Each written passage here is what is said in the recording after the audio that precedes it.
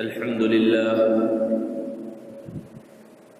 لله نحمده ونستعينه ونستغفره ونؤمن به ونتوكل عليه ونعوذ بالله من شرور أنفسنا ومن سيئات أعمالنا من يهده الله فلا مضل له ومن يضلله فلا هادي له ونشهد أن لا إله إلا الله وحده لا شريك له ونشهد أن سيدنا ومولانا محمدا عبده ورسوله صلى الله تعالى عليه وعلى آله وأصحابه وبارك وسلم تسليما كثيرا أما بعد فقد قال الله تعالى في القرآن المجيد والفرقان الحميد فأعوذ بالله من الشيطان الرجيم بسم الله الرحمن الرحيم إن عدة الشهور عند الله 12 شهرا في كتاب الله يوم خلق السماوات والأرض منها 4 حرم ذلك الدين القيم فلا تظلموا فيهن أنفسكم وقاتلوا المشركين كافة كما يقاتلونكم كافة واعلموا أن الله مع المتقين صدق الله العظيم۔ معزز سامعین کرام، بزرگوں اور دوستوں، اللہ رب العزت نے اس کائنات کو پیدا فرمایا، اس زمین اور آسمان کو پیدا فرمایا، اور پھر اس کے بعد اشرف المخلوقات انسان کو پیدا فرمایا۔ اور اللہ رب العزت نے انسان کو پیدا فرمانے کے بعد یوں ہی چھوڑ نہیں دیا، بلکہ اس انسان کی خاطر ساری چیزوں کو پیدا فرمایا۔ انسان کی ضروریات کی جتنی چیزیں ہو سکتی تھی ان سب کو اللہ رب العزت نے پیدا فرمایا، ہر ضرورت اس کی پوری کی۔ یہ زمین جس پر ہم اور آپ رہتے ہیں، یہ بڑی قیمتی زمین ہے، یہ ہر چیز کا خزانہ ہے۔ اس زمین سے انسان کے لیے ساری چیزیں نکل رہی ہیں، اسی میں سے غلہ نکل رہا ہے، اسی میں سے پانی نکل رہا ہے، اسی سے سونا اور چاندی نکل رہا ہے، اسی میں پیٹرول اور ڈیزل کے خزانے ہیں، اسی کے اندر ساری دھاتوں کے خزانے ہیں۔ بلکہ آگے بڑھ کر یہ کہا جائے تو غلط نہ ہوگا کہ یہ زمین موت اور حیات کے خزانے کا مجموعہ بھی ہے، کہ اسی زمین سے انسان دنیا کے اندر آتا ہے اور اسی میں مر کھپ جاتا ہے۔ تو یہ زمین ایسی قیمتی زمین ہے جس میں انسان کے لیے سارے خزانے موجود ہیں۔ تو اللہ رب العزت نے انسان کو یوں ہی نہیں چھوڑا، انسان کی ضروریات کی ساری چیزیں، فطری طور پر جس چیز کی انسان کو ضرورت ہو سکتی ہے، سب چیزیں اللہ رب العزت نے اسے عطا فرمائی ہیں۔ دنیا کے اندر جتنی مخلوقات ہیں، ساری مخلوقات کو اللہ رب العزت نے جو پیدا فرمایا وہ انسان کے فائدے کے واسطے پیدا فرمایا، کہ انسان ان سے کس طرح فائدہ اٹھائے۔ جن چیزوں کی فطری طور پر انسان کو ضرورت ہو سکتی ہے، اس میں سے ایک اہم چیز ہے وقت کا حساب کرنا، وقت کو معلوم کرنا، کہ انسان کو یہ پتہ ہو، یہ علم ہو کہ اب وقت کیا ہو رہا ہے، کتنے بج رہے ہیں، کون سا مہینہ چل رہا ہے، کون سا سن چل رہا ہے، کون سا سال چل رہا ہے۔ یہ علم بھی بہت زیادہ ضروری ہے، کیونکہ انسان کی حالت ایک جیسی نہیں رہتی۔ وہ پیدا ہوتا ہے تو اس کا بچپنا گزرتا ہے، پھر اس کے بعد شعور کی عمر گزرتی ہے، پھر جوانی آتی ہے، پھر ادھیڑ عمر کا زمانہ آتا ہے، پھر بڑھاپے میں انسان پہنچتا ہے، اور پھر اس کے بعد ایک وقت وہ آتا ہے کہ وہ اس دنیا سے چلا جاتا ہے۔ اور انسان کا تعلق صرف اپنی زندگی سے نہیں ہوتا، بلکہ اس کا تعلق اپنے رشتہ داروں سے بھی ہوتا ہے، اپنے والدین سے بھی ہوتا ہے، آباء و اجداد سے بھی ہوتا ہے، خاندان اور قبیلے سے بھی ہوتا ہے۔ تو انسان کے لیے جہاں یہ معلوم ہونا ضروری ہے کہ وہ کب پیدا ہوا،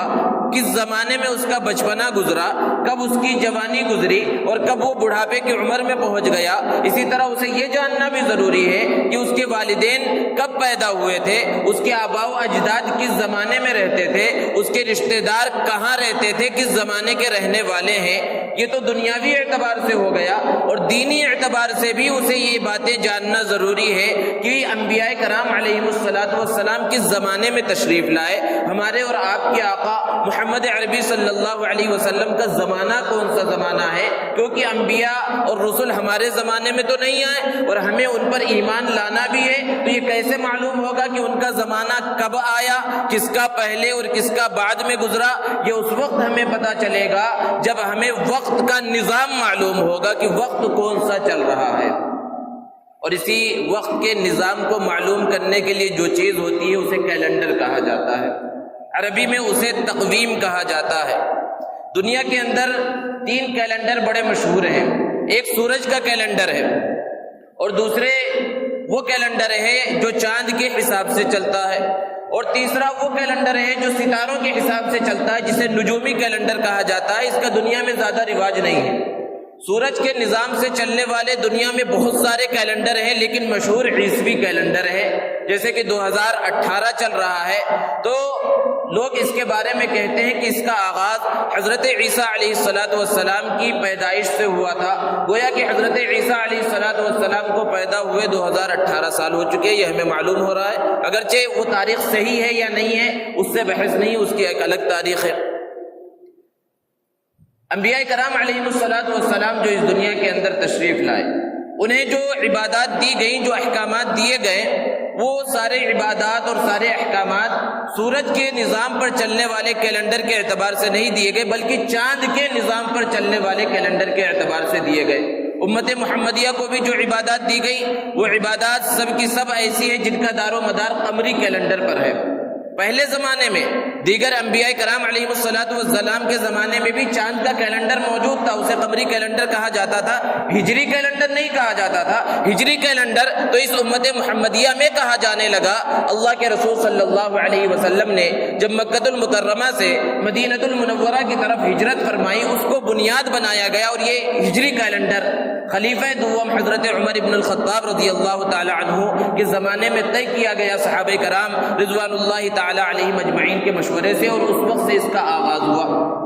جیسے کہ اب 1439 ہجری چل رہی ہے، تو اس کا مطلب یہ ہوا کہ اللہ کے رسول صلی اللہ علیہ وسلم نے مکہ المکرمہ سے مدینہ المنورہ کی طرف جو ہجرت فرمائی تھی، اس سال سے لے کر اب تک 1439 سال گزر چکے ہیں۔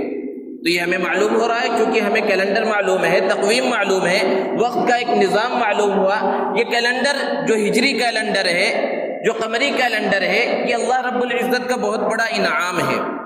یوں تو سورج بھی اللہ کا ہے، چاند بھی اللہ کا، ستارے بھی اللہ کے، سب اللہ رب العزت کے ہیں، لیکن جو سورج کے اعتبار سے جو کیلنڈر ہے، جسے عیسوی کیلنڈر کہا جاتا ہے، یہ ایسا کیلنڈر ہے جو انسانوں کا بنایا ہوا ہے، اور انسانوں کی بنائی ہوئی چیز ضروری نہیں کہ وہ انسان کی فطرت کے مطابق بھی ہو،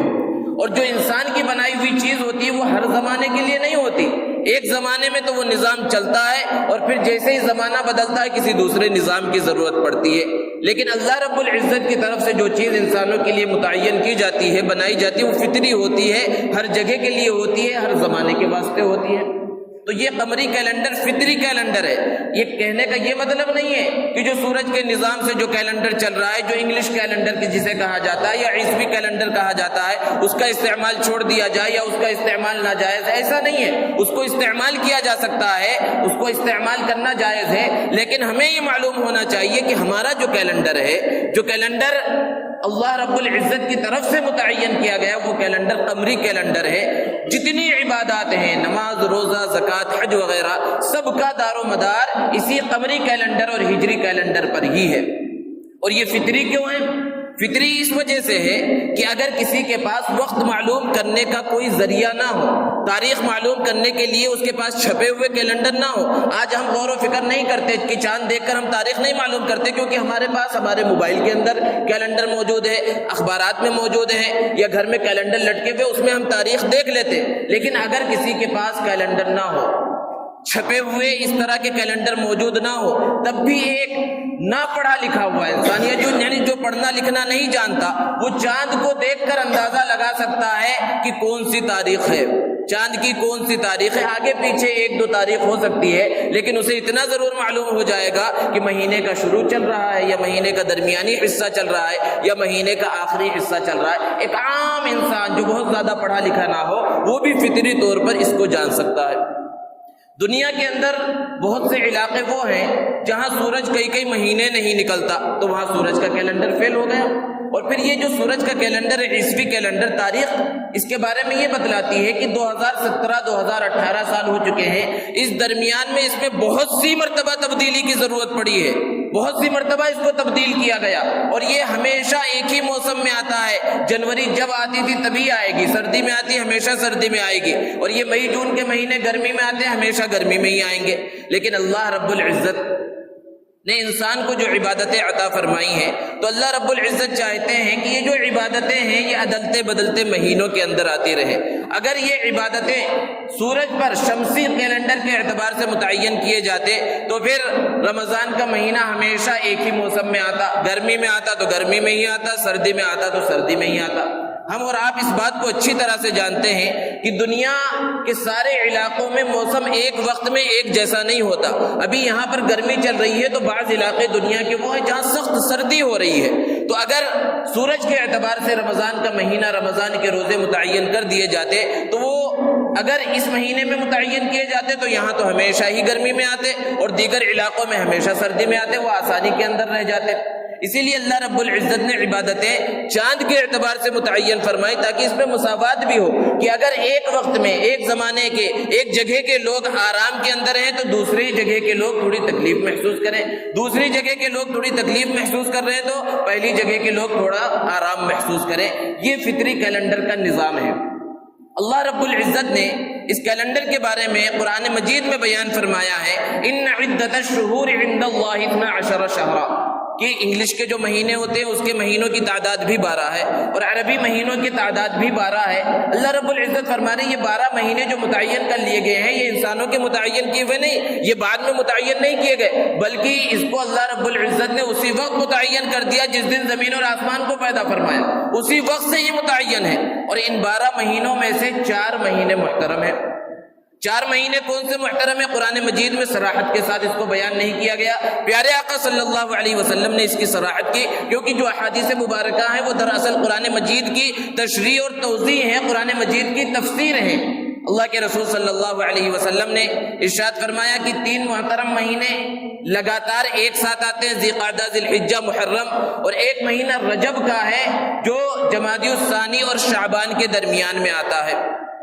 ابھی ہم جس مہینے سے گزر رہے ہیں، عربی مہینے اور قمری اور ہجری مہینے، ہجری کیلنڈر کے اعتبار سے یہ رجب کا مہینہ چل رہا ہے۔ یہ وہ مہینہ ہے جس کا تذکرہ اللہ رب العزت نے قرآن میں اشارتاً فرمایا ہے، یہ محترم مہینوں میں سے ہے۔ اور محترم مہینے کا مطلب کیا ہے کہ اسلام جب آیا تو اس وقت ان کا احترام شروع نہیں ہوا، بلکہ یہ محترم پہلے سے چلے آ رہے تھے۔ زمانے جاہلیت کے جو لوگ تھے وہ بھی ان مہینوں کا احترام کیا کرتے تھے۔ زمانے جاہلیت میں بسنے والے لوگوں کے بارے میں ہمیں اچھی طرح معلوم ہے کہ وہ بہت لڑاکو قسم کے اور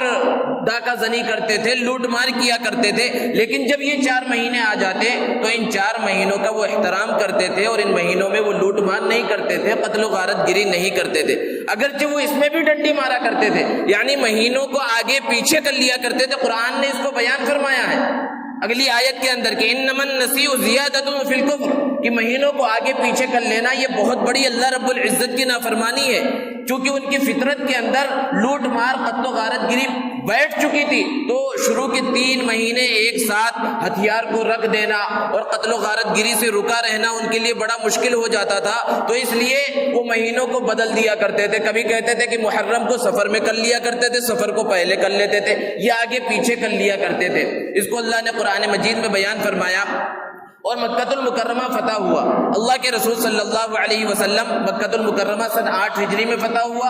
اور سن 9 ہجری ہے، پھر سن 10 ہجری میں اللہ کے رسول صلی اللہ علیہ وسلم نے حج کیا، جسے حجۃ الوداع کہا جاتا ہے۔ سن 9 ہجری میں اللہ کے رسول صلی اللہ علیہ وسلم نے حج نہیں کیا، حالانکہ اللہ کے رسول صلی اللہ علیہ وسلم چاہتے تو اس سال حج کے لیے جا سکتے تھے، لیکن سن 9 ہجری میں جو حج ہو رہا تھا وہ بھی اپنے صحیح وقت پر نہیں ہو رہا تھا، اس لیے اللہ کے رسول صلی اللہ علیہ وسلم نے حضرت ابو بکر صدیق اور حضرت علی رضی اللہ عنہما کو امیر بنا کر حج کے لیے روانہ کیا، اور پھر جب 10 ہجری ہوا اللہ کے رسول صلی اللہ علیہ وسلم نے بذات خود حج کیا، اور بڑی تعداد صحابہ کرام کے اللہ کے رسول صلی اللہ علیہ وسلم کے ساتھ حج کے لیے پہنچی۔ اس حج کے خطبے میں اللہ کے رسول صلی اللہ علیہ وسلم نے ارشاد فرمایا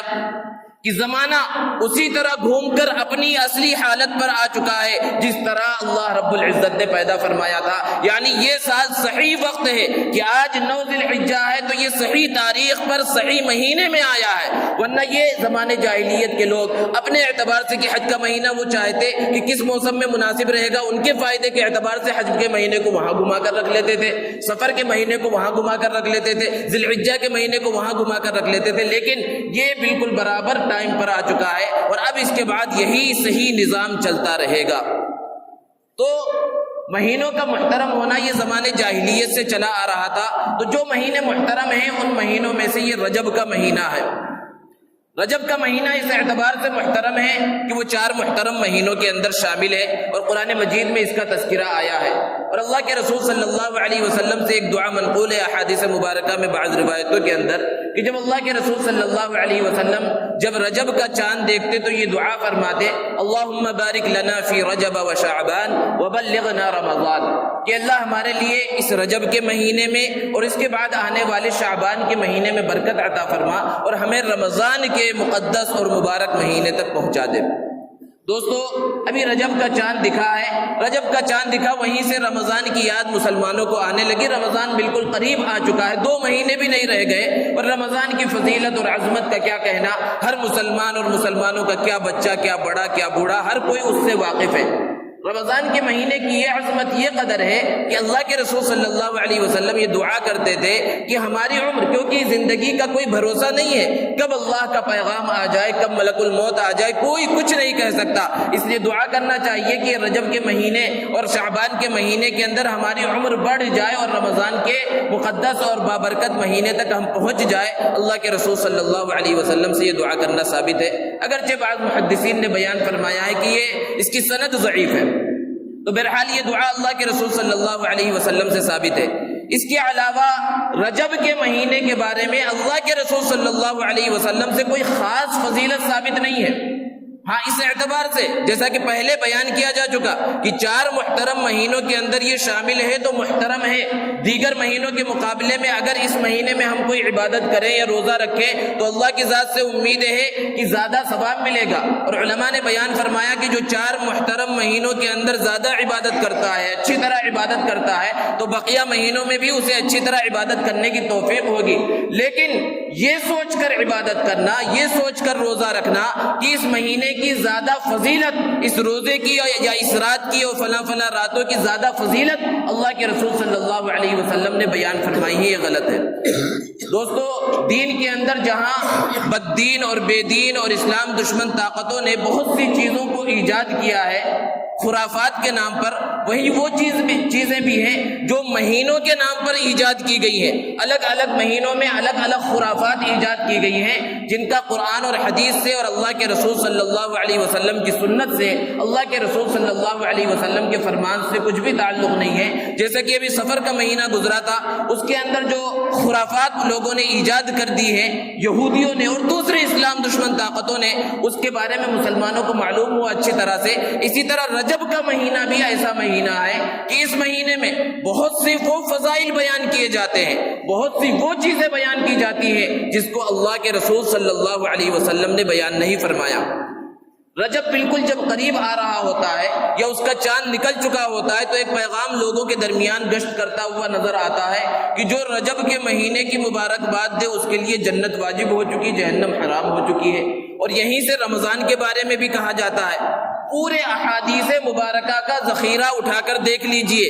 کہیں پر بھی اللہ کے رسول صلی اللہ علیہ وسلم نے یہ نہیں فرمایا کہ کسی مہینے کی مبارکباد دینے سے جنت واجب ہو جاتی ہے۔ لیکن ہماری خرابی یہ ہے، مسلمانوں کی خرابی یہ ہے کہ وہ میسجوں میں سوشل میڈیا پر دین کی کوئی بات دیکھتے ہیں تو ان کے اندر جذبہ پیدا ہوتا ہے دوسروں کو پہنچانا بہت ضروری ہے، خود پڑھے نہ پڑھے۔ یہ بہت بری چیز ہے کہ جب تک دین کی دنیا کی چیز آپ پہنچا دے، حالانکہ اس میں بھی تحقیق ضروری ہے، غلط بات دنیاوی بات بھی نہیں پہنچانی چاہیے، لیکن دین کے بارے میں تو اس سے زیادہ تحقیق کی ضرورت ہے۔ اللہ کے رسول صلی اللہ علیہ وسلم نے ارشاد فرمایا کہ من کذب علی متعمدا فلیتبوأ مقعدہ من النار۔ بڑی سخت وعید ہے،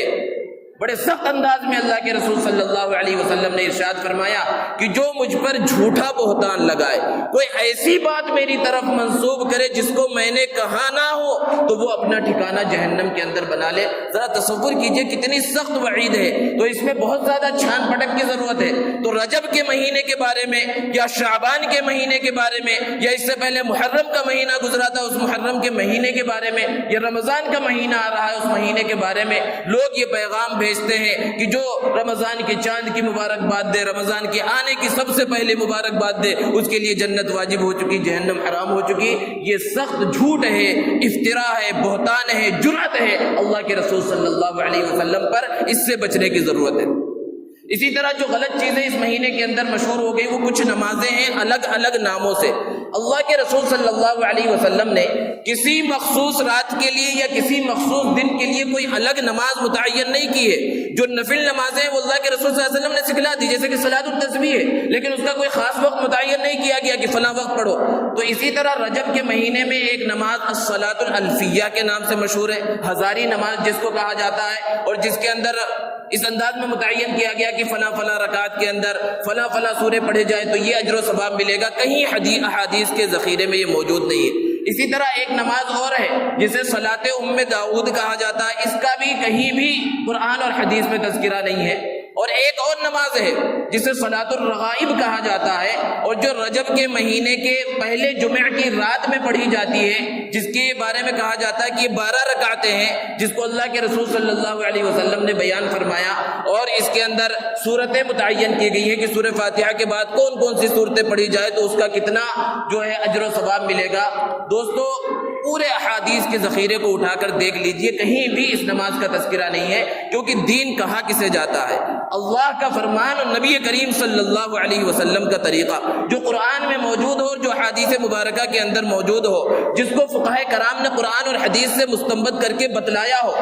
پورے حدیث کے ذخیرے کو اٹھا کر دیکھ لیجئے، نہ قرآن کے اندر ثابت ہے، نہ حدیث مبارکہ میں ثابت ہے، نہ صحابہ کرام رضوان اللہ تعالی علیہ مجمعین سے ثابت ہے، نہ ائمہ کرام فقہائے اعظام سے ثابت ہے، نہ اولیاء کرام علیہ رضوان اللہ تعالی علیہ مجمعین رحمہم اللہ سے ثابت ہے، کسی سے یہ ثابت نہیں ہے۔ اسی طرح اور بہت سی چیزیں ہیں، جیسے کہ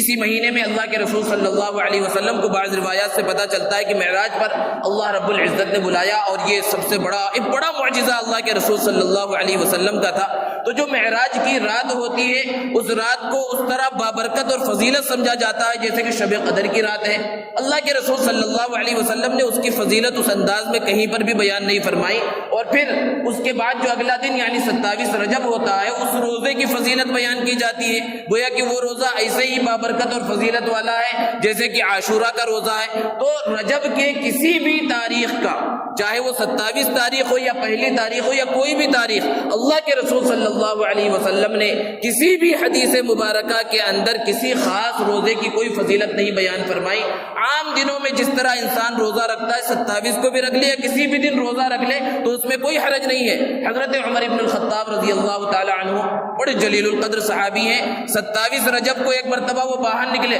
اور زبردستی لوگوں کو کھانا کھلانا شروع کیا، تم کھانا کھا کر بتاؤ کہ تم روزے سے نہیں ہو۔ انہیں پتا چلا تھا کہ بعض لوگ 27 رجب کو فضیلت سمجھ کر روزہ رکھ رہے ہیں، اور حضرت عمر رضی اللہ تعالیٰ عنہ کیسے تھے، دین میں کسی چیز کو برداشت نہیں کر سکتے تھے، کسی غلط چیز کو، اس لیے زبردستی کھانا اور پانی پلا رہے تھے تاکہ پتا چلے کہ یہ روزے سے نہیں ہے۔ تو اس کا یہ مطلب نہیں ہے کہ 27 رجب کو روزہ رکھنا حرام ہو گیا۔ کوئی ہمیشہ سے رکھتا تھا، اس دن بھی جو ہے عام روزہ سمجھ کر رکھ لے، جتنے ہمیشہ فضیلت اسے ملتی تھی وہ فضیلت مل جائے گی، لیکن خاص فضیلت سمجھ کر، جیسے کہ عاشورہ کے دن کی خاص فضیلت ہے، اس طرح فضیلت سمجھ کر روزہ رکھنا درست نہیں ہے۔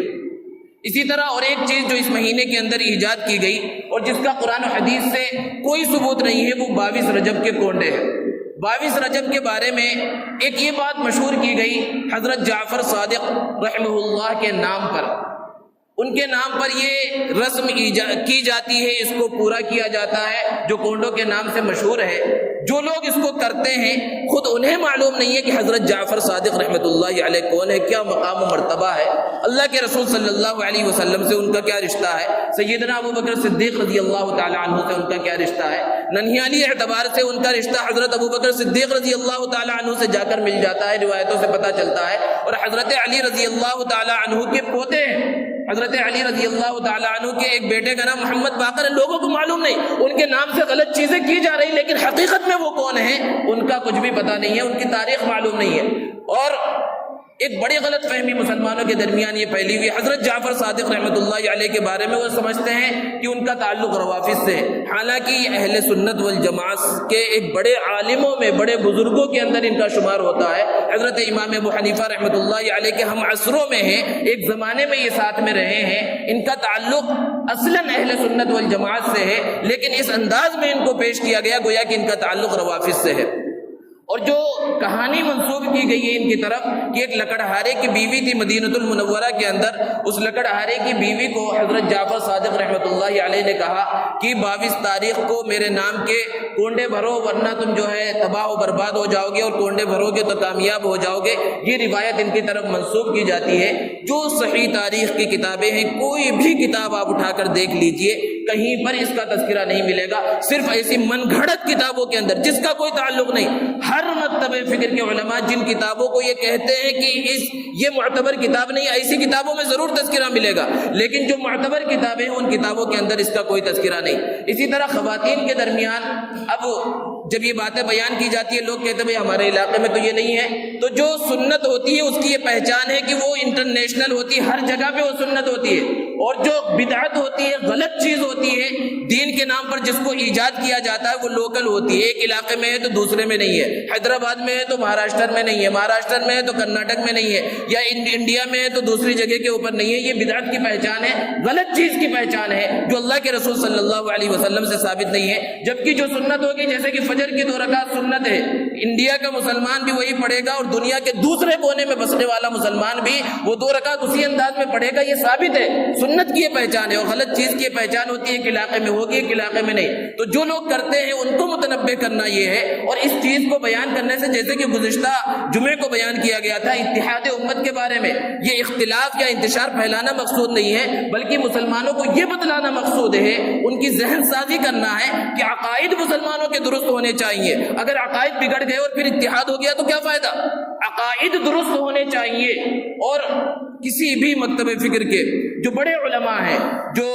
فراست رکھتے ہیں، دین کی فراست رکھتے ہیں، ان سے معلوم کیجئے، ان کے کتابوں کو اٹھا کر دیکھیے، ان کے فتاووں کو اٹھا کر دیکھیے، وہ ایسی چیزوں کی کبھی بھی حوصلہ افزائی نہیں کر سکتے، ایسی چیزوں کی کبھی بھی وہ تائید نہیں کر سکتے۔ کہیں سے کسی بھی مدرسے سے آپ فتویٰ لے لیں، کہیں سے مسئلہ معلوم کر لیں، یہ کوئی اختلافی بات نہیں ہے، اس کو ذہن میں رکھنے کی ضرورت ہے۔ حضرت فاطمہ الزہرا رضی اللہ تعالی عنہا کے بارے میں ایک کتاب لکھی گئی ہے جس میں من گھڑت واقعات، حضرت فاطمہ الزہرا رضی اللہ تعالی عنہا کون ہے، کیا مقام و مرتبہ ہے، اللہ کے رسول صلی اللہ علیہ وسلم کی بیٹی ہے، وہ کتنا محبت کرتے تھے اللہ کے رسول صلی اللہ علیہ وسلم۔ اب ان کی طرف اگر غلط باتیں منسوب کی جائے، مسلمان دل پر ہاتھ رکھ کر بولے کہ کتنی بڑی گستاخی اور کتنی بڑی جرأت ہے حضرت فاطمہ الزہرا رضی اللہ تعالی عنہا کے بارے میں اور اللہ کے رسول صلی اللہ علیہ وسلم کے بارے میں۔ تو وہ کتاب چھوٹی سی کتاب ہے، یہاں مارکیٹ کے اندر ملتی ہے، تو خواتین نظر مان لیتی ہیں کہ اگر ہمارا فلاں کام ہو جائے گا تو ہم اس کتاب کو پڑھیں گے، اور خاص طور سے رجب کے اندر اس کتاب کو پڑھا جاتا ہے، اور پھر چند عورتیں بیٹھ کر ایک جگہ مجلس لگا کر جو ہے اس کتاب کو کوئی ایک پڑھتی ہے جس میں وہ من گھڑت واقعات اور من گھڑت قصے کہانیاں لکھی ہوئی ہیں۔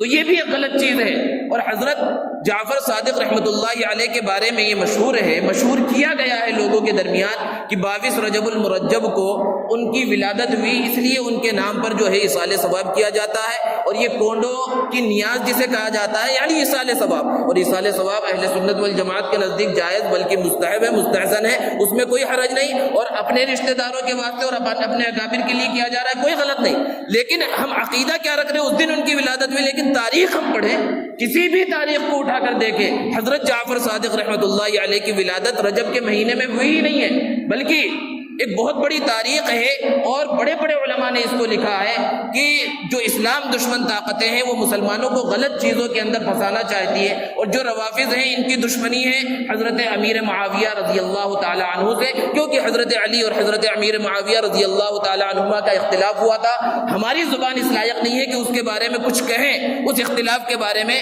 کیونکہ ہم ہو سکتا ہے کچھ کہیں اور ہماری زبان سے غلط نکل جائے تو اللہ کے رسول صلی اللہ علیہ وسلم کے وعیدوں کے ہم مستحق بن جائیں گے۔ اللہ کے رسول صلی اللہ علیہ وسلم تو نے تو یہ فرمایا کہ ادنا سے ادنا صحابی کا مقام و مرتبہ کیا ہے،